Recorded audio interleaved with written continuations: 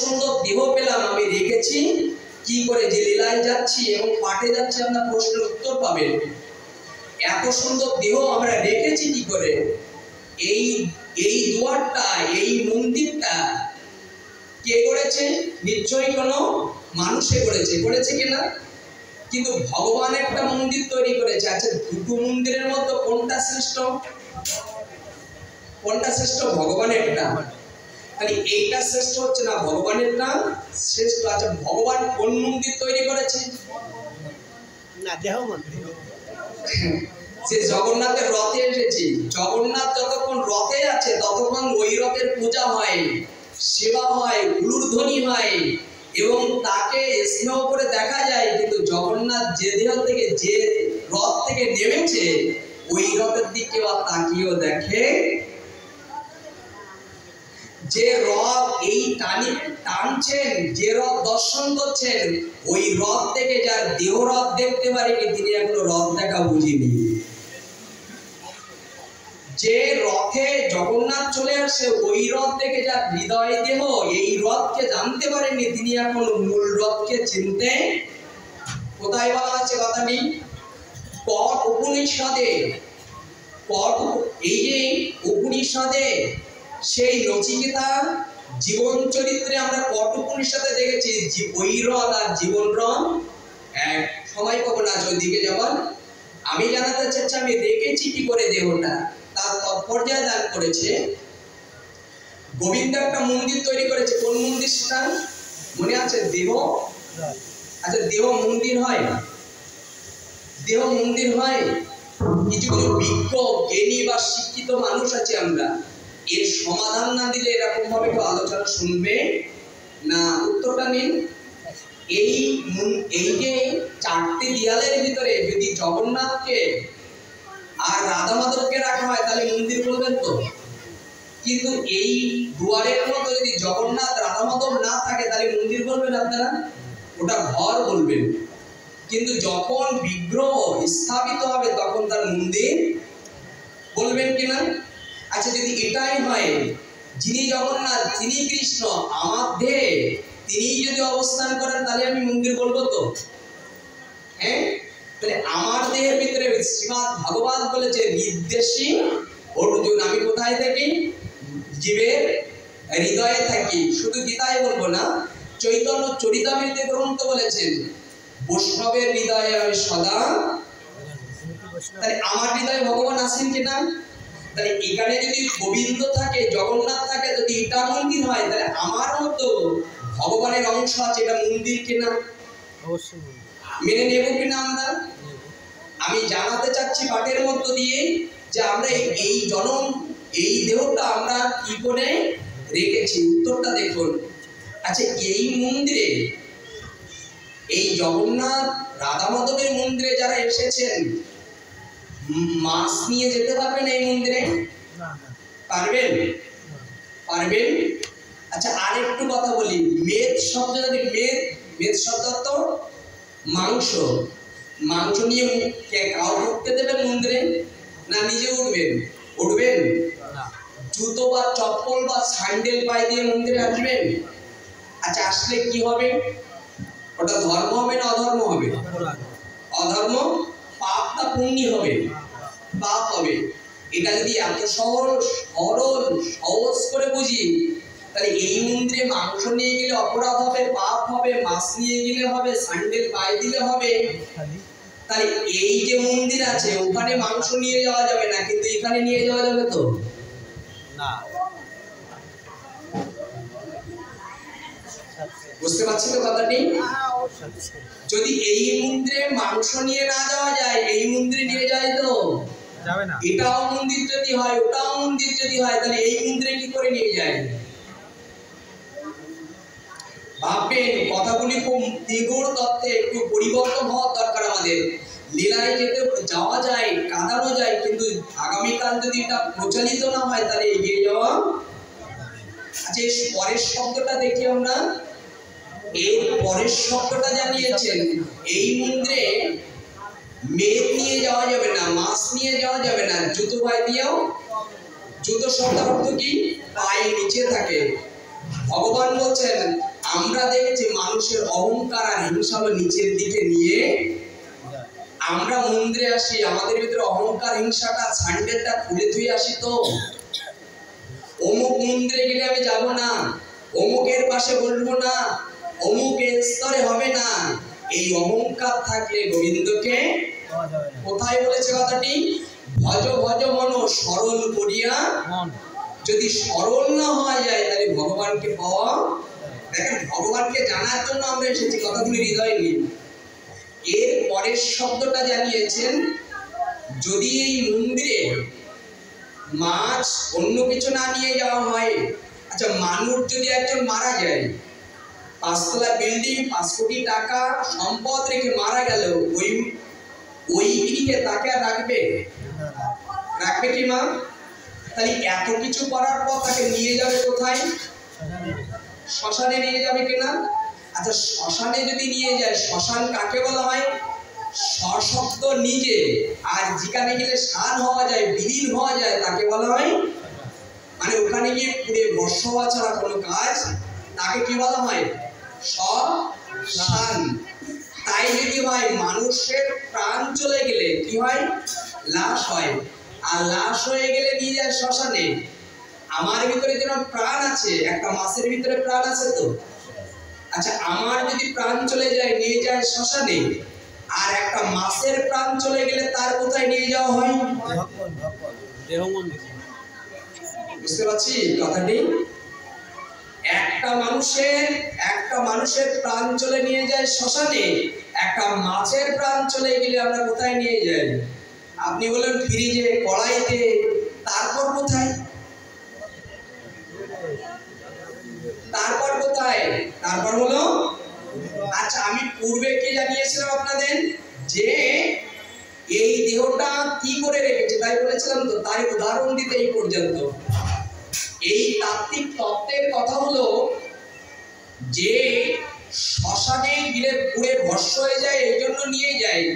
এই দেহটা দেবদুর্লভ, মনে আছে কথাটা বলেছিলাম, এটা মন্দির, কিন্তু মানুষ মারা গেলে ওখানে নিয়ে গেলে, মাছ মারা গেলে যদি এখানে নিয়ে যায়, তাহলে এটা কি হলো? কি করে রেখেছে? শ্মশান। বুঝতে পেরেছি কত দূরের সংবাদগুলো ঋষিরা আমাদের হৃদয়ে দিয়েছে। এসেছিলাম ভজন করতে, সাধন করতে, দেহটা ভগবানের পথে দ্বিগলিত করতে, কিন্তু আমরা দেহটা ভজনে না দিয়ে, সমর্পিত না করে আমরা রেখেছি শ্মশান। আপনি বলবেন বাবা খাদ্যের কথা নিয়ে এত টানাটানি করছেন, এটা সম্ভব না। দেখ, আপনার প্রশ্ন থাকতে পারে, এই খাদ্য নিয়ে এত টানাটানি করছেন, এই নিয়ে টানাটানি করলে আমরা পরিবর্তন হতে পারবো না কি? এই উত্তর আসবে শেষ। যারা এই তত্ত্বগুলো একটু শোনেন, এখন ভাগবত কথা শুনে আপনি খাদ্য পরিত্যাগ করতে পারবেন না। গুরু মুখে কথা বললেন, গুরুরা কি বলে? মাঝে মাঝে নিরামিষ বলে কিনা, সাধুরাও বলে, কিন্তু এটা আমরা বললেও পরিবর্তন হতে পারবো না। আমার গোবিন্দ বলেছে, খুব মন দিয়ে কথা হৃদয়ে নিন, আমার স্বয়ং গোবিন্দ বলেছেন, সোজা আঙুলে যখন ঘি না ওঠে একটু বেঁকিয়ে দিলে, সোজা আঙুলে ঘি না উঠলে কি হয়? একটু বেঁকিয়ে দিলে ওঠে কিনা? তাহলে এখন আপনাদের বলা হচ্ছে যে আপনাদের ভজনের দেহ ওইগুলো ত্যাগ করুন, নাহলে ভজন হবে না কেন? হারমোনিয়াম সবাই বাজাতে পারে, কিন্তু গান সবাই তুলতে পারে না। খোল সবাই এতে ঘা দিলেই বাজে, কিন্তু সবাই তালের সঙ্গে বাজাতে। মুখ আছে, হরিনাম করতে পারবেন, কিন্তু মুখকে আর জিহ্বাকে যতক্ষণ কন্ট্রোল না করতে পারবেন, ততক্ষণ আপনি ভজনের রুচি বা প্রেম আসবে। উত্তরটা কার কাছে দেবেন? যদি ভজনে অন্য খাদ্য গ্রহণ করে ভজনে রুচি বা প্রেম আসতো, তাহলে হরিদাস অনেক কিছু খাইতো। হরিদাস সবকিছু ত্যাগ করে গাছের তলায় বাস করে, খাদ্যকে কন্ট্রোল করে, জিহ্বাকে সংযত করে, হা গৌর হা কৃষ্ণ বলে গাছ তলায় বসে ডেকেছিল, আর গৌর মহাপ্রভুকে স্বয়ং হরিদাস।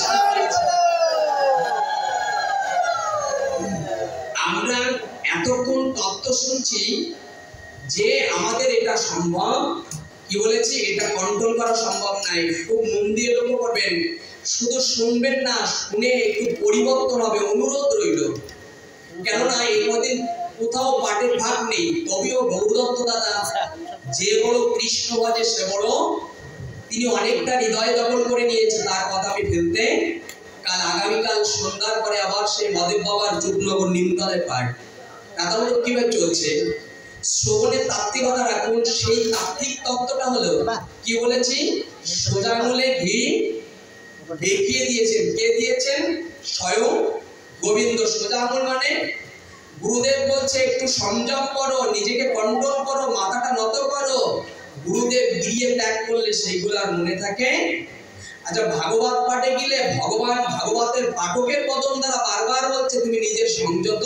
আচ্ছা বলে কিনা, কিন্তু তাতে আমরা সংযত হচ্ছি না। তখন গোবিন্দ বলেছেন আমি তোমাকে সংযত করছি, এবার সংযত হবে কি করে?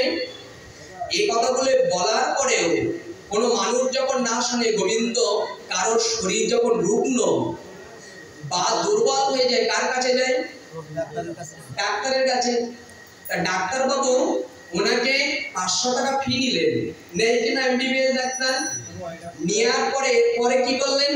প্রেসক্রিপশন করার আগে তাকে পরীক্ষা করতে 5000 টাকা খরচ। 5500 টাকা খরচ করার পরে তিনি ট্রিটমেন্টে কি লিখলেন জানেন? আমার গোবিন্দ বলেছেন রোগ না, আমি একটু আঙুল দেখিয়ে দিয়েছি। কি করেছি? 5500 টাকা খরচ করার পর ডাক্তারবাবু প্রেসক্রিপশনে লিখলেন লিভার বা হার্টে চর্বি জমেছে, তুমি আর অন্য কিছু খেতে। এতক্ষণ গুরুদেবের কথা শুনলেন না, সাধু মুখে শুনলেন না, ডাক্তারবাবু 5500 টাকা খরচ করলেন।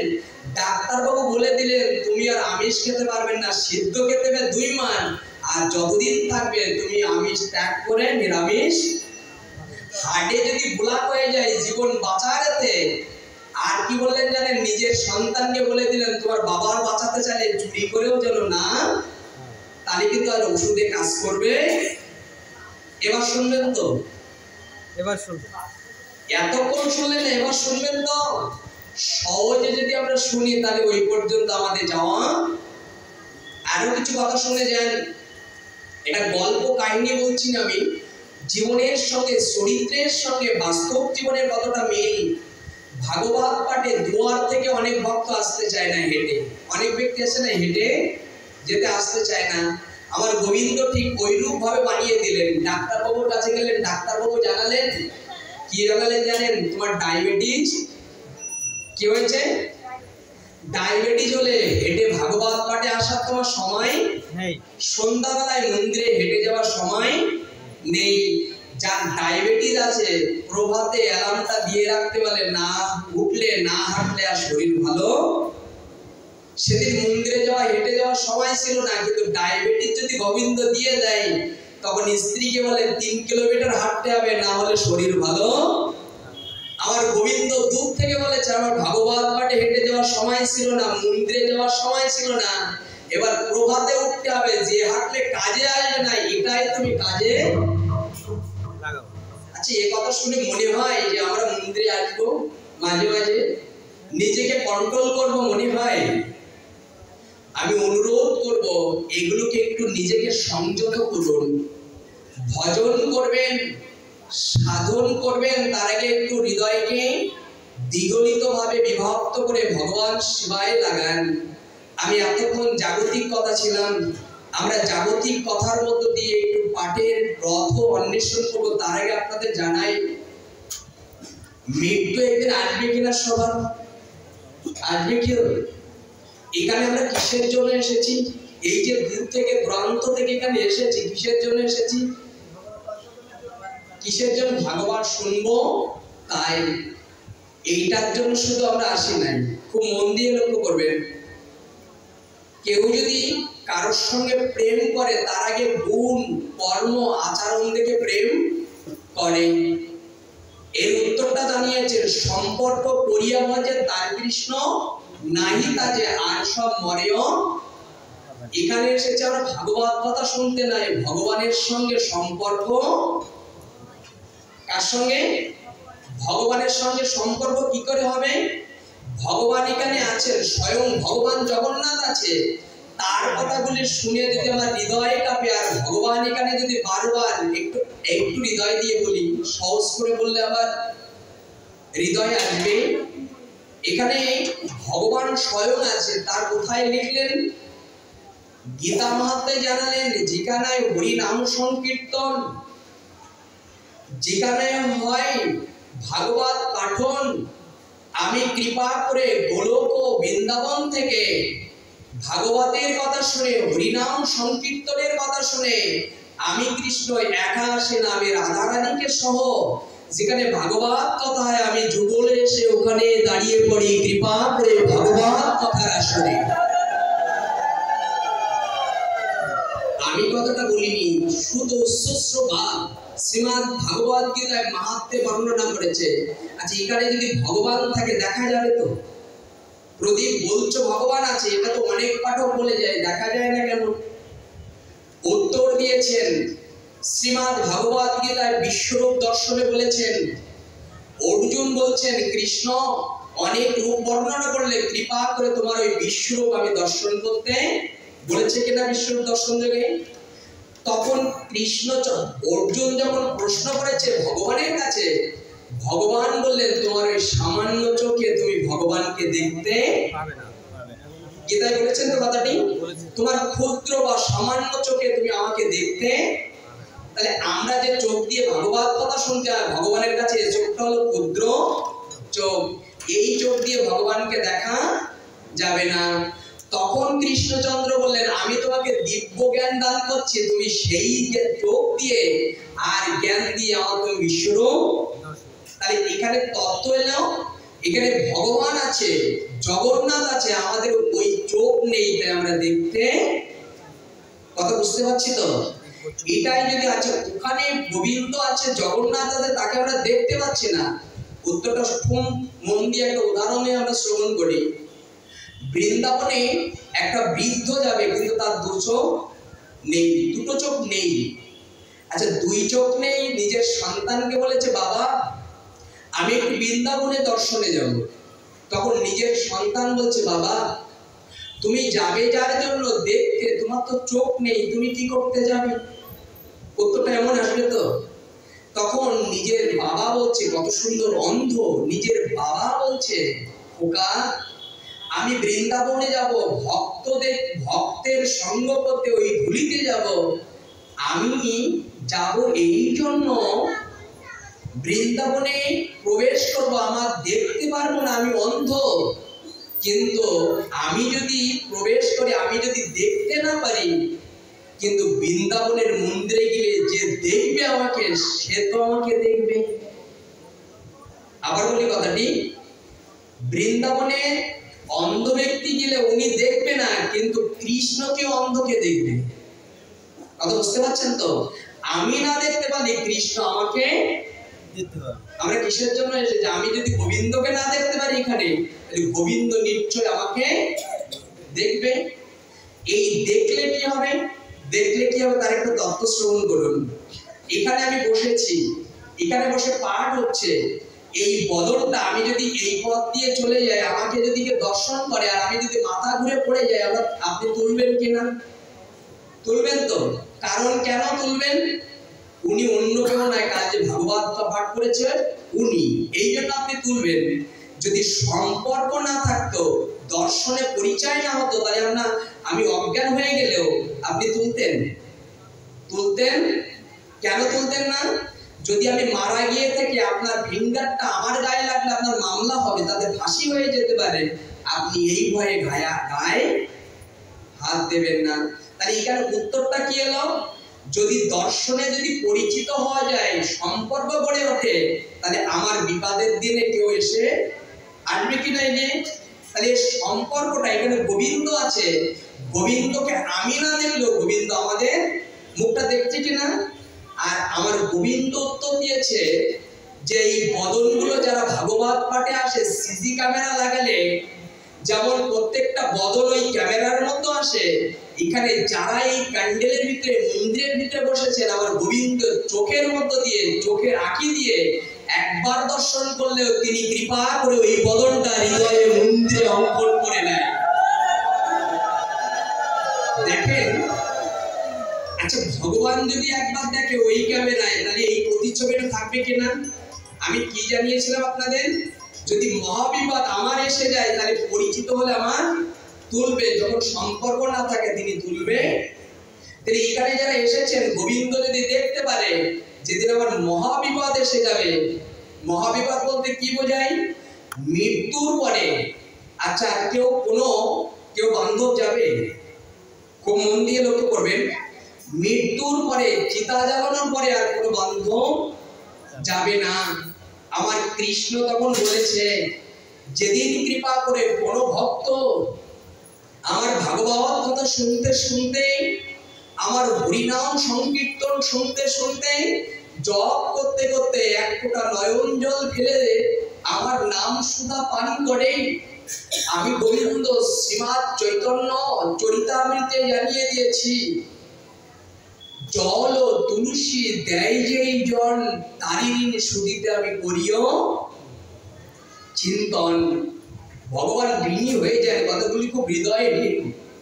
ভাগবত পাঠে আসবেন, অনেকদিন নিজের স্বামী হারিয়ে গিয়ে কেঁদেছেন, নিজের পুত্র হারিয়ে গিয়ে অনেকদিন কেঁদেছেন, ব্যবসায় ঠকেছেন অনেকদিন কেঁদেছেন, এই কান্না ভগবান পর্যন্ত যায় না।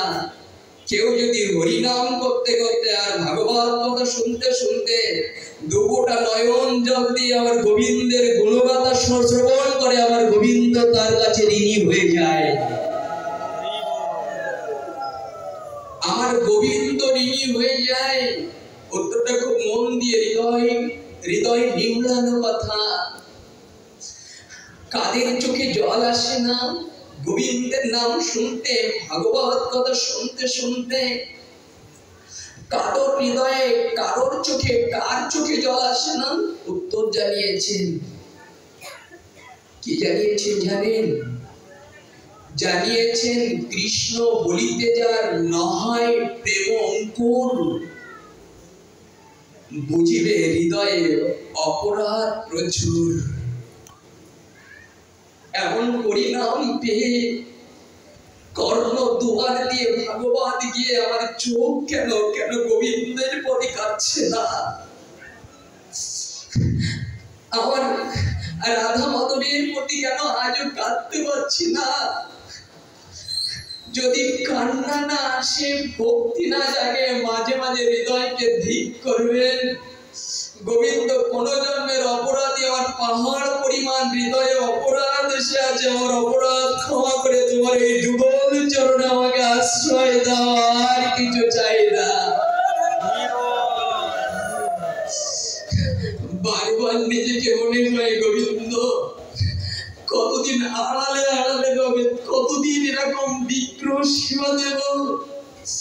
বিদুরের মতো কোন দিন আমার সম্মুখে এসে দাঁড়াবে, তোমার এই যুগল চরণ সেবা করবে, কোন দিন হবে?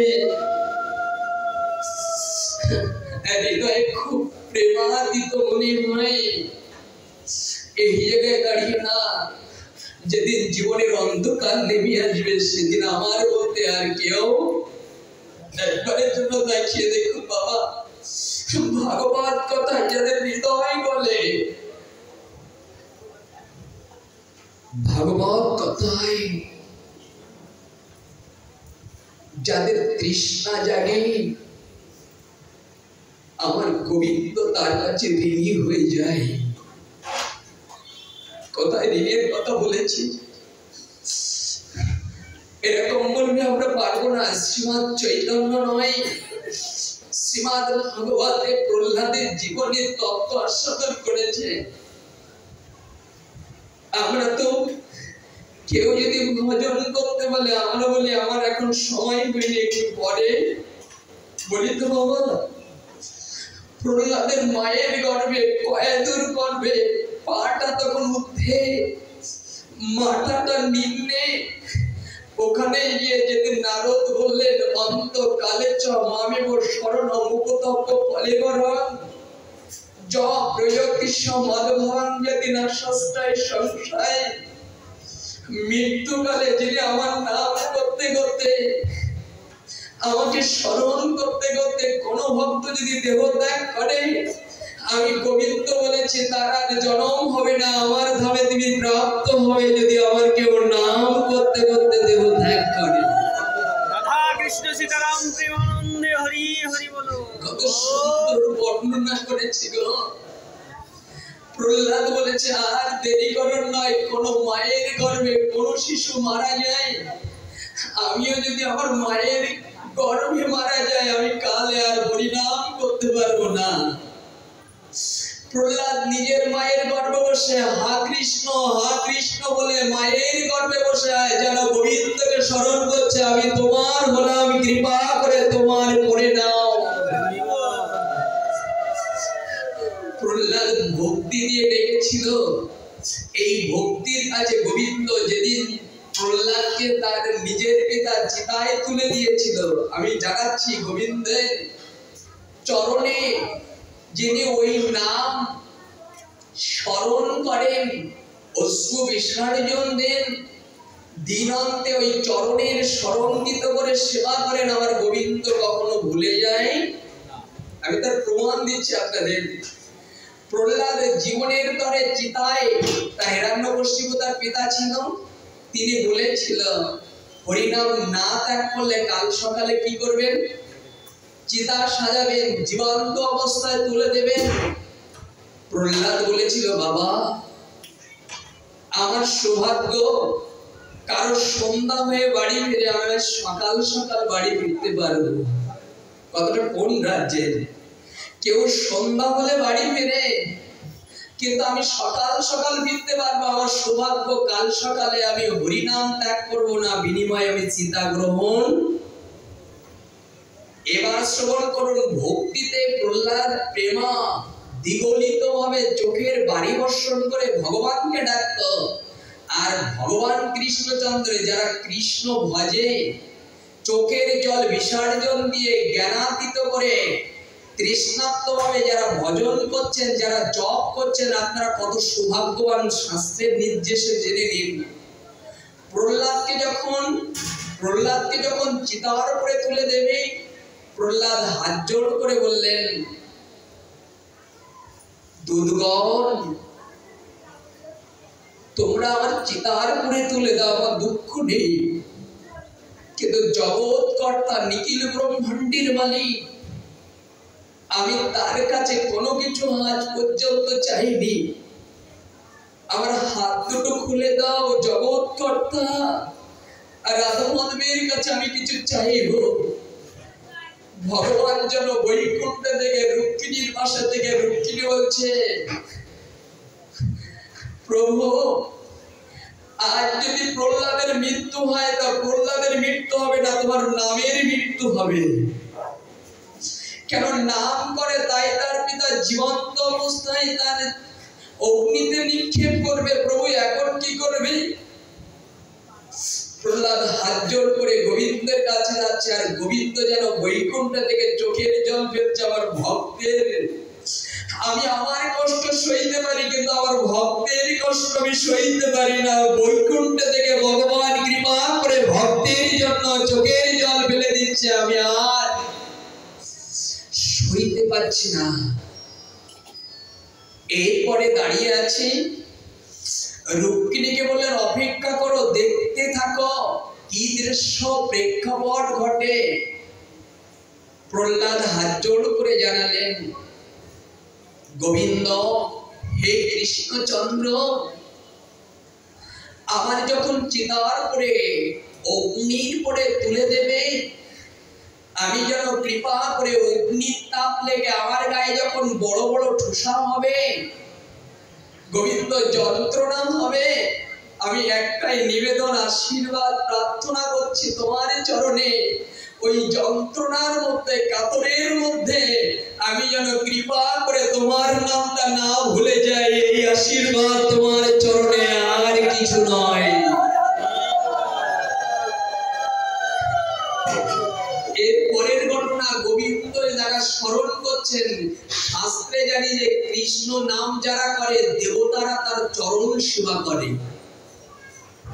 কৃষ্ণ নাম যারা করার মতো করে, কৃষ্ণ নাম যারা চোখের জলে ভেসে করে, কৃষ্ণ নাম যারা মনকে সংযত করে করতে পারে, আমার স্বয়ং গোবিন্দ বলেছেন দেবতারা তার চরণ সেবা যে এত দূরের কথাটা বলা ঠিক নয়, তবে প্রমাণ দিন।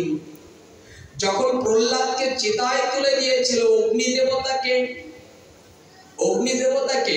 অগ্নিদেবতা হলো ব্রহ্মা।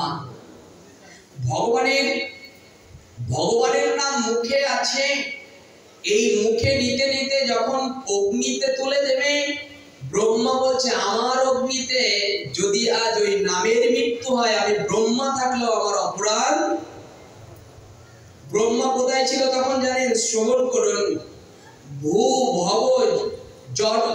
ভব স্বর্গ জন মোহ তপ সত্য, এই সপ্তম স্তরে অবস্থান করছিল ব্রহ্মা। ব্রহ্মলোকে অর্থাৎ সত্যলোকে। এই সত্যলোক থেকে প্রহ্লাদকে যখন তুলে দেবে, ব্রহ্মা এসে অগ্নির মাঝে দাঁড়িয়ে গেলেন। প্রহ্লাদ, তুমি কৃষ্ণ নাম করো, তুমি ভয় করো না, কেউ না থাকলেও আমি আছি, তোমার অগ্নিতে ডুবতে হবে না, অগ্নির মাঝে আমি কৃপা করে ব্রহ্মা আছি।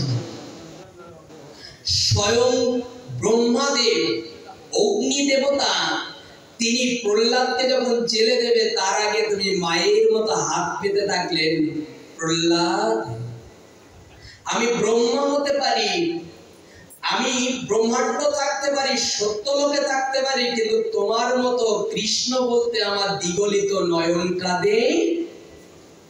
একটু ভাবেন, যারা কৃষ্ণ নাম করছেন কত সৌভাগ্যবান আপনারা। তখন ব্রহ্মা স্বয়ং বলছেন, প্রহ্লাদ কৃপা করে তোমার ওই সোহাতে, তোমার আলিঙ্গনে একটা প্রদীপ জ্বলছে। একটা উদাহরণ দিয়ে দেই, এখানে একটু আস্বাদন করুন। যেন ব্রহ্মাদেব বলছে একটা প্রদীপ জ্বলন্ত আর একটা প্রদীপ নির্বাপিত, মানে নিভানো। আচ্ছা, নিভানো প্রদীপটা জ্বলন্ত প্রদীপের সঙ্গে যদি আলিঙ্গন হয়, তাহলে নিভানো প্রদীপটা জ্বলবে কিনা? জ্বলবে তো। যদি নিভানো প্রদীপটা জ্বলন্ত প্রদীপের সঙ্গে আলিঙ্গন হলে জ্বলে, ব্রহ্মা তাকিয়ে বললেন, প্রহ্লাদ আমি ভক্তিতে হরিনাম করতে পারি না, তোমার মতো শুদ্ধ ভক্তের পরশেও যদি আমি জ্বলে উঠতে পারি, তাই তোমার চরণ সেবা করার জন্য আমি ব্রহ্মা দাঁড়িয়ে আছি, একটু কৃপা করে তোমার ওই চরণ ধুলি যেন আমাকে দান করো। একটু লক্ষ্য করুন, ব্রহ্মাদেব ওখানে তপস্যা করছে, কিন্তু আমরা পেয়েও কৃপা করে চরণ ধুলি। এই স্তরে দাঁড়িয়ে যখন ব্রহ্মা অবস্থান করছে, আর দুধগণ যখন ওর উপরে প্রহ্লাদকে তুলে দিচ্ছে, তখন অগ্নি দেবতা অগ্নি শিখা লেলিয়ানকে বলছে, লেলিয়ান আমার কৃষ্ণ ভক্ত। ব্রহ্মা বলছে না আমার ভক্ত, এই কথা বলছে না, বলছে আমার কৃষ্ণ ভক্ত যখন অগ্নিতে আসবে, আমি কথা দিচ্ছি, আমি তোমাদের বলছি যেন আমার ভক্তের একটা চুলও পর্যন্ত না। এর পরের শব্দ অন্তত শ্রবণ করুন। এরপরে দুধগণ যখন তারপরে ছেড়ে দিলেন, ব্রহ্মাদেব কৃপা করে মা যেমন নিজের সন্তানকে অসু বলে হৃদয়ে কলিজার মতো হৃদয় অঙ্গন করে, প্রহ্লাদকে যেন হৃদয়ে ধরে শত জন্ম কোটি জন্মের আনন্দ কৃপা করে ব্রহ্মাদেব আনন্দ করলেন, আজ আমি ভক্তের পরশ পেয়েছি। আর ওই ভক্তের পরশে ব্রহ্মাদেব প্রহ্লাদের চরণ সেবার সুযোগটা কি পেলাম? উত্তর, যে কৃষ্ণ ভজে দেবতারা তার সেবা অনুভব করতে পেরেছি। দেবতারা তার সেবা করে, যেন কৃপা করে এই তাত্ত্বিক তত্ত্বটা আস্বাদন হলো। যারা ভক্তিতে প্রেমে ভগবানকে ডাকে, ভগবান তার কৃপা করে ভক্তের কখনো ক্ষতি হয় না। এই জন্য আমি অনুরোধ করব, যারা এখনো কীর্তনে ভাগবত পাঠে আর জপ করতে পারেননি, তারা কৃপা করে একটু জপে আসুন। লক্ষ্য করুন, 16 প্রহার, অষ্টম প্রহার, 72 প্রহার যজ্ঞ দিতে পারেন, এবং সেটা হতে পারে নিরিযজ্ঞ, হতে পারে বস্ত্রযজ্ঞ, হতে পারে ভূতযজ্ঞ, কিন্তু গোবিন্দ বলেছেন এই যজ্ঞগুলো সেহ নয়। খুব ভিতরের তত্ত্বগুলো, এগুলো যজ্ঞ বটে, কল্যাণ হবে বটে, কিন্তু শ্রেষ্ঠ যজ্ঞ